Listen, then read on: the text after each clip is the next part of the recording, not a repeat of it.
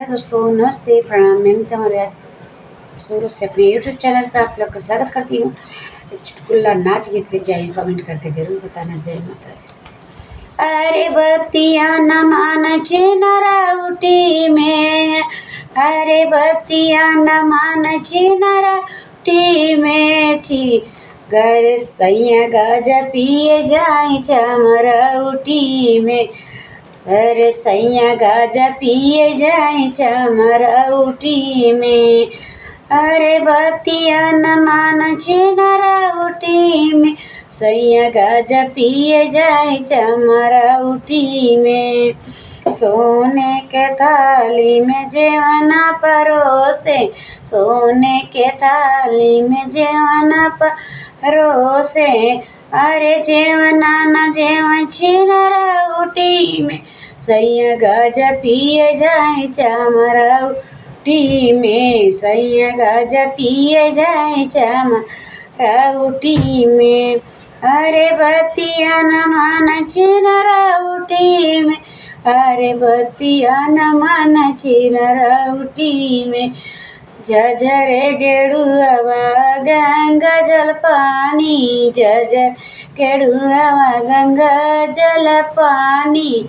गंगा जल पानी हो गंगा जल पानी। अरे गेड़ुला न घोटे चिनराउटी में, सैया गाजा पिए जाए चमराउटी में।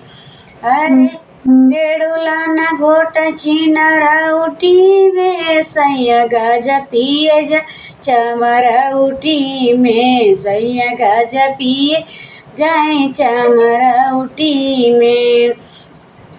अरे बत्तिया न मान चिनराउटी में, अरे बत्तिया न मान चिनराउटी में।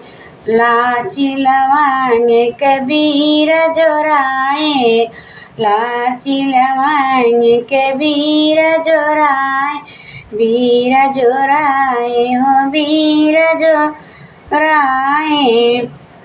अरे बीरवा न कुछ चमराउटी में, सैया गाजा पिए जाए चमराउटी में। अरे बीरवा न कुछ चिनराउटी में, सैया गाजा पिए जाए चमराउटी में। सैया गाजा पिए जाए चमराउटी में। अरे बत्तिया न मान चिनराउटी में, अरे बत्तिया न मान चिनराउटी में। सैया गाजा पिए जाए चमराउटी में।